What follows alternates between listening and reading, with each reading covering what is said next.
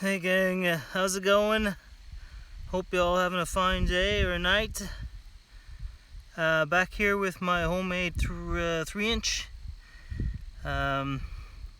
Did something really stupid.